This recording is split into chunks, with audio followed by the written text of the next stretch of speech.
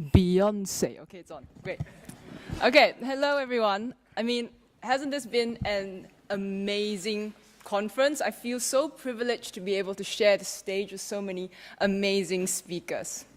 Now, I've recently been in London properly for the first time about a month ago, because honestly, I thought I've been to London before. I mean, I'd gone through Heathrow so many times, I could tell you exactly where the toilets were, this is where you charge your stuff, until somebody pointed out, you know, that's not exactly having been to London, you know? But anyway, as I was introduced, my name is Hui Jing. I'm actually from Malaysia, used to play basketball full-time, kick-started my web career. I absolutely adore CSS, and I will write blog posts about CSS amongst other things. And I'm also a Mozilla tech speaker, which is an initiative by Mozilla to support technical evangelists in regional communities around the world by providing resources and funding. So you heard from some of my fellow tech speakers earlier today, and if you're interested, applications for the winter cohort are now open. So, sorry I said this, the reason that I visited London properly for the first time was that I got a new job, now a developer advocate at Nexmo. This word has been mentioned a bit. Out of curiosity, has anybody even heard of Nexmo? Yes! Yes, I've had to explain this to some of my friends back home, like, yeah, Nexmo. Okay, so what Nexmo does is it's a platform, makes it easier for developers to integrate communications into their applications because we provide APIs for messaging, voice, and authentication. If this is something that might be useful to you, you could come up and chat with me or Alex, who hosted the amazing Lightning Talk section earlier. But that's too much about me. Now, we're going to talk about Bruce Lee. Now, I see some skeptical faces, though. Like, some of you might be thinking, wait, what does Bruce Lee have to do with web design? Maybe some of you don't even know who Bruce Lee is. Well, Bruce Lee, in my opinion, was the most impactful martial artist of this generation. And his legendary fighting prowess translated really well on the silver screen. He became an iconic kung fu superstar, but he was also a deeply self-reflective man who developed profound philosophical insights about the world around him and life itself. Now, Bruce Lee was a student of both Western and Eastern philosophy and drew inspiration from the Taoist principles by Lao Tzu, recorded in the Chinese classic Dao De Jing, which is a remarkably timeless publication, given that it was authored in the 4th century BC. Now, water is a key metaphor in Taoist philosophy, and it can also be applied to the web. Content on the web behaves just like water. Now, rather than trying to wrangle every pixel into place, we need to embrace the fact that content is meant to flow. When you freeze water into ice, it can no longer flow into containers of different shapes and sizes. Content that is fixed can only look good on specific devices. Also, if I throw a ball of ice at you, it's going to hurt. Now, designing for the web requires an intimate knowledge of the browser that will be rendering our final output. We can't just stick our hands in there and change things directly. Instead, we have to modify the instructions that we give to the browser, explaining how we would like things to be rendered. If you paid attention during Mariko's talk earlier today, you'd have realized that the web has changed and evolved over the past 3 decades, as have I. Now, I wasn't very useful in my early days. I couldn't walk, I couldn't understand most instructions, I did whatever I felt like doing, sort of how browsers were back in the day, I think. But as the years passed, browser capabilities advanced, and mine did too. Now, I developed the ability to run, I can throw a ball, can even drive a car, very proud of myself. I could also now understand much more complicated instructions than before. And what modern CSS gives us is a wider vocabulary with which to communicate with the browser. Bootstrap is arguably the most popular front-end framework around, originally started as a framework to encourage consistency across internal tools within Twitter. When its creators released it as an open source project in 2011, it really took off. It wasn't long before other frameworks started to pop up as well, and what frameworks offer are a set of pre-written styles that developers can use to build out apps or sites by applying the relevant CSS classes. Now, these frameworks provide consistent options for things like layouts, UI elements, interactions, etc. Consistent, but limited. Now, frameworks themselves are not a problem. It's a great concept, but only if the framework is built and developed to cater to the requirements of the project in question. There may be a number of use cases for adopting an off-the-shelf framework, but if we choose to learn a framework and learn it well, then all we get is the ability to maneuver within the bounds of the framework.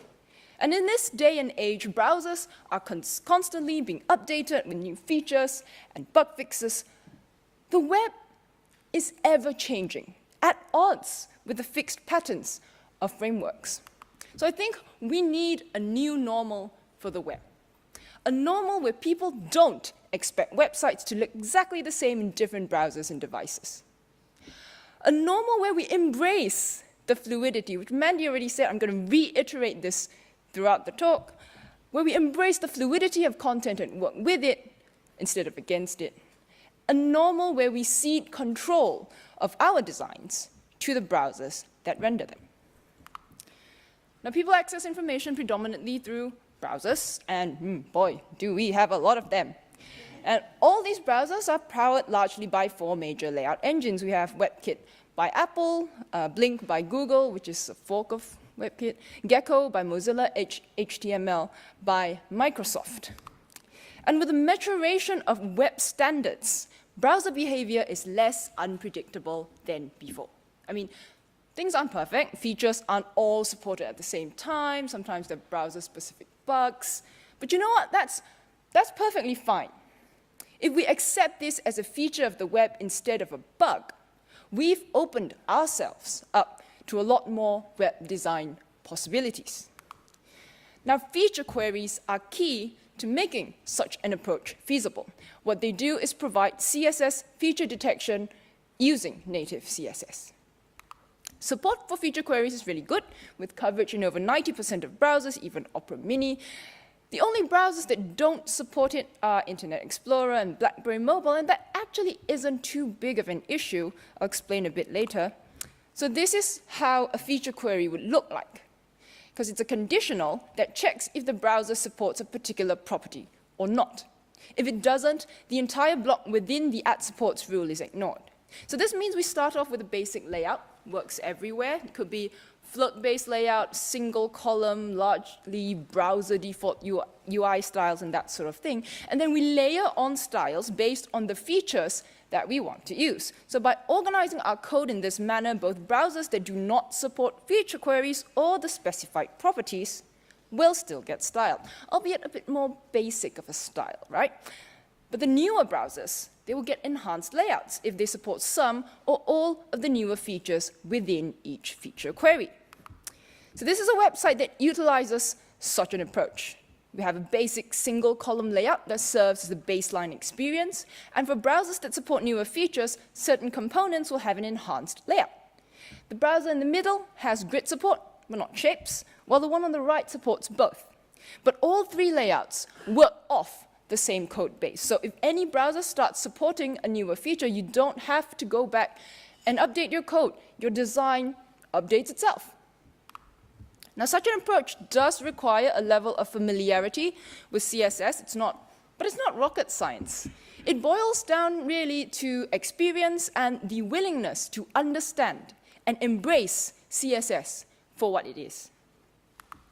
Now, even though layout is a pretty big part of web design, it is interesting to note that when CSS was first introduced, it wasn't meant for doing layout. But fast forward to today, we are at a point where we can almost match what is possible in print. However, we do need to keep in mind that the web is a different medium from print. Exactly like Mandy said, just like there are things that print can do that web can't, there are numerous things that the web can do that print cannot. And often with CSS, there are multiple ways to achieve the same effect. However, the amount of effort required depends on whether we choose the right tool for the job. So CSS transforms is one such tool. Although we tend to associate transforms with animations, there's also a case to be made for static transforms, especially when it comes to layout design. Now, diagonals are a very dynamic visual direction, and when used in layout design, create an active composition that imply movement or depth, and such art direction is totally possible on the web. If you're familiar with image editing software like Photoshop, you'll see that a lot of image manipulation techniques can now be done in CSS as well. So these are 4 basic transformations for the 2D space, and they can be used for 3D transforms as well. So this here was based off the header graphic on a CSS Tricks article called The Critical Request. Now, I thought it was beautifully designed, and upon further inspection, I realized it was an image. But this image can totally be recreated in CSS, allowing it to morph depending on the context in which it is viewed. So on a narrow screen, it's probably not feasible to use diagonals given the limited space, but on a wider layout, turns out pretty well. For browsers that do not support transforms, we can still present a layout that doesn't use these properties with the help of feature queries. Things get a lot more interesting when we're not fixated on making things look exactly the same all the time. 3D transforms also make for great visual impact, and the benefit of doing it with text plus CSS is it provides much better accessibility than sticking the text in an image.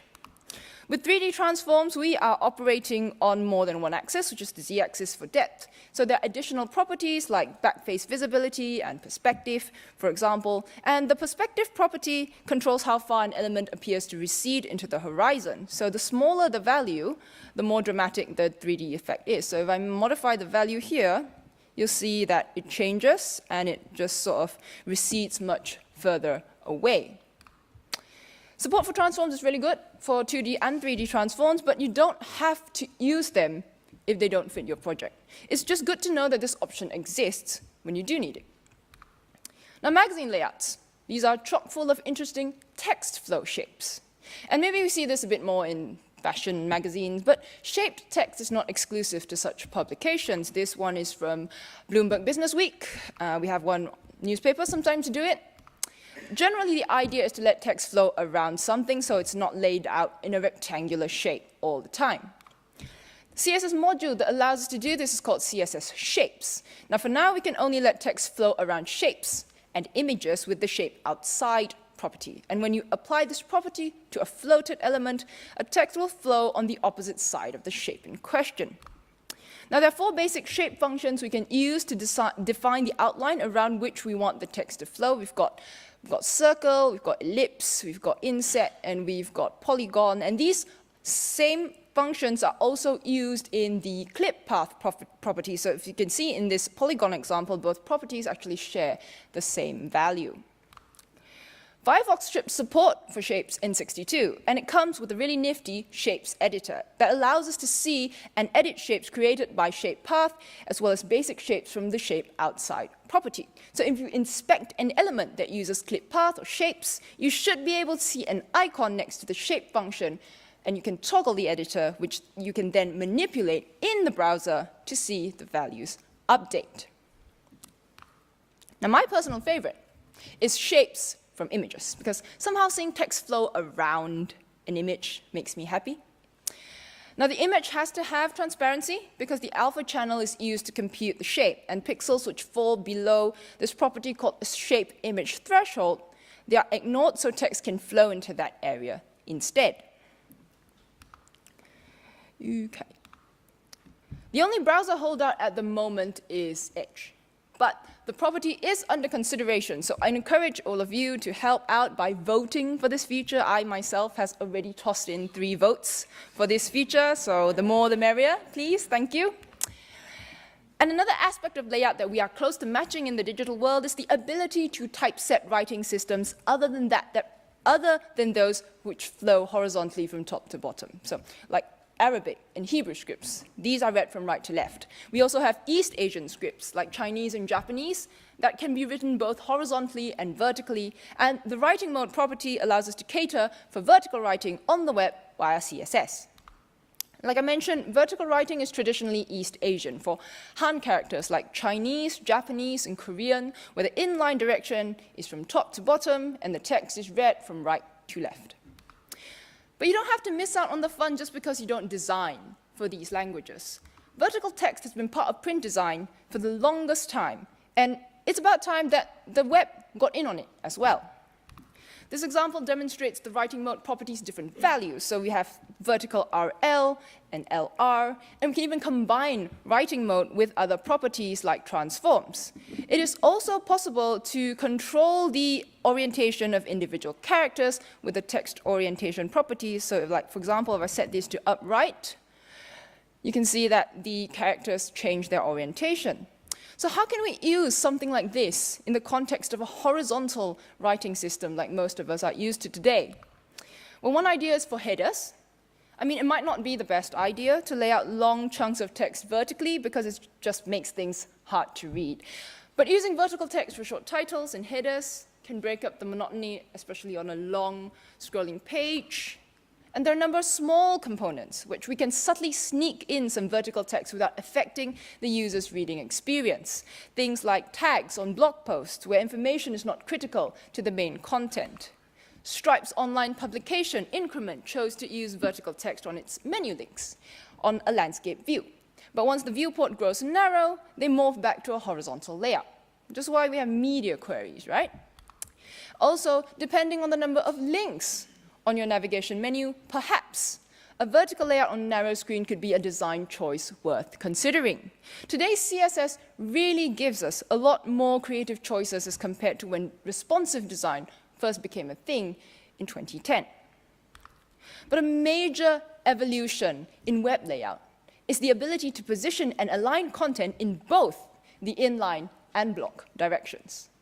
Alignment along the inline axis was generally well supported from the start, especially for languages that were read horizontally from top to bottom. Moving text or blocks of content horizontally wasn't too complicated. You know, we had text align. We could use auto margins to move blocks, center them. But vertical alignment required a lot of workarounds, a lot of hacks, a lot of frustration. Luckily, CSS is not a fixed technology. Changes were introduced, improvements were made, and now we have a suite of tools for two-dimensional layout and alignment. Flexbox, short for flexible box.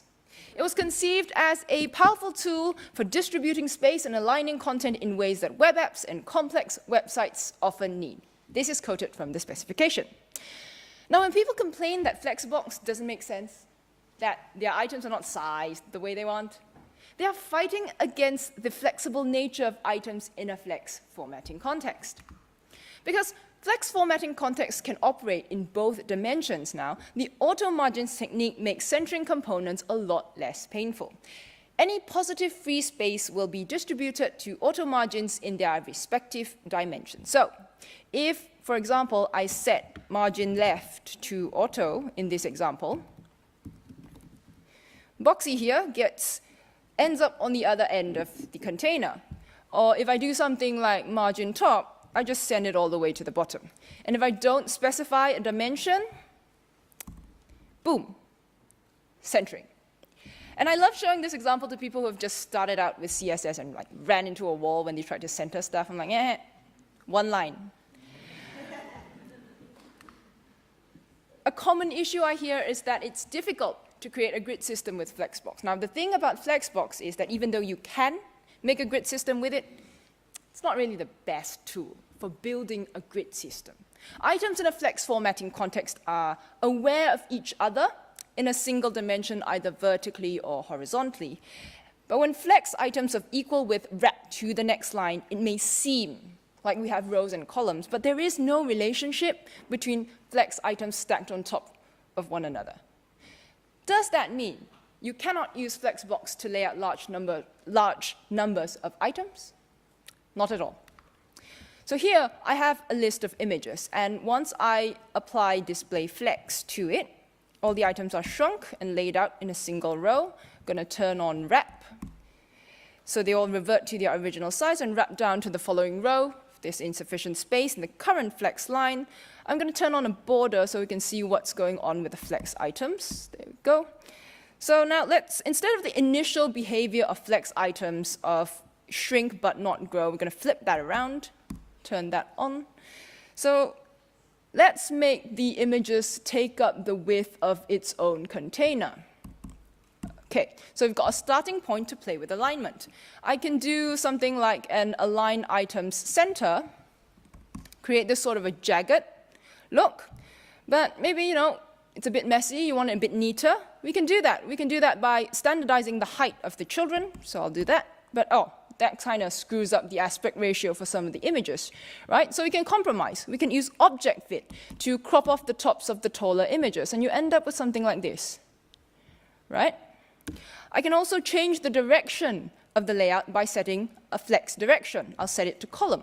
You've got something like this, give the container a height, and what we have now is this horizontal scrolling thing, which somehow we don't see very often on the web. And again, now we can play with alignment. And because I've changed the flex directions, the block and inline axes have also swapped. So now, justify content moves things along the vertical axis, and align items moves things along the horizontal axis. Okay. So again, we get this jagged thing, but maybe this is too many gaps for some people's liking. That's fine, no problem. We can just remove all this alignment code. And let's make all the flex children totally flexible. And I could make the images fill up their containers' heights. Here, calc is really useful because it allows me to account for the margins of each image with respect to their container heights. So let's standardize the width of all the items. And there, we get something like this. Remove the border. So such layouts are merely a demonstration of what Flexbox can do out the box. These are not hacks, these are not workarounds, these are native options that we have when it comes to designing layouts. Support for the auxiliary options of calc and object fit pretty good, lots of green, and they'll only continue to get better in the near future. So do feel free to experiment with them and see where they can fit in your project. But back to the topic of grids. When you want to build proper grids with rows and columns, then grid is the tool that we want to reach for. Grid, like Flexbox, is also really good at dealing with free space without us having to explicitly account for that free space. So grid introduces something known as the FR unit, which represents a fraction of free space in the grid container. Tracks sized using FR will adjust according to how much free space is left over and fill up available space accordingly. Now, a common use case that FR units can solve for are responsive uniform grids that need to adjust to the width of the viewport. For layout methods that revolve around the width of a grid item, like floats or inline block, multiple media queries are often necessary because the width of each item has to be explicitly stated at each breakpoint. But with the FR unit, we cede control of the sizing of each grid item to the browser. And we allow the browser to figure out how large each grid item should be based on the parameters we provide through some new CSS functions that CSS Grid provides. For example, we have min-max. This function allows us to do something we never could before, and that is to define a range of values. Now I can tell my browser that I want grid columns or rows to be between a value of X and Y, and then I let the browser figure out what that value should be. Also, if your design calls for a rather complex and large grid, you probably don't want to type out the track's width by hand and repeat it again and again. You can use the repeat function, which lets us repeat patterns of track sizes so we don't end up with ridiculously long lines of column or row sizes. The repeat function also takes in keywords of autofit and autofill. Now, both are very similar in that they tell the browser to generate the number of tracks required based on the track list specified as the second argument. Now, the minor difference is that for autofit, any empty tracks are collapsed. And this becomes more evident if you're using a flexible range for track sizing. So in this example, I've asked the browser to make me columns that are at least 150 pixels wide, but you can grow if free space permits. Currently, the keyword is set to autofill. So the available space can actually contain around 8 columns, and even though I don't have enough grid items to fill up the last 2 columns, that space is still respected. It's still there, it takes up space. But if I change the value to autofit, the columns that do contain grid items grow, and fill up the empty space because the last two columns have now been collapsed. So let's put it all together. In this example, I'm telling the browser that when the viewport shrinks, cap the shrink of each column to 10 ems. If there's extra space, grow all the columns equally. By using autofill or maybe autofit, the browser will calculate how many columns fulfill these requirements. When the viewport size changes, the number of columns will increase or decrease until everything fits. And because the maximum size value is a flexible unit, if there is an excess of space, all the columns will grow equally to fill up that extra space. So there will never be any awkward white space on either side of the layout, and you don't have to write a single media query to achieve this. One more thing I want to mention is the concept of an implicit grid. Now, the explicit grid is one we define using grid columns, grid template columns, and grid template rows. But there is nothing stopping us from placing an item outside the bounds of this grid that we defined. So what happens then? So we shall see. Here, I've defined a 3x2 grid. But there's more than 6 grid items, so the browser generates implicit rows and columns to hold these extra items. The explicit grid column lines only go up to 4 because there are 3 columns. So if I place something at line 6, the browser generates 3 more implicit columns so that my item can be placed accordingly. So now these implicit columns will take up enough space to hold the item's content, but we can adjust the size of these using the grid auto properties. So if I do something like this, I can make the implicit, I can actually control the size of these implicit grid columns or rows. We also have a grid auto flow property, which lets us adjust the direction and density of grid items. Because when your layout consists of items of varying sizes, we end up with gaps in between them, and some of these are actually rather large gaps, right?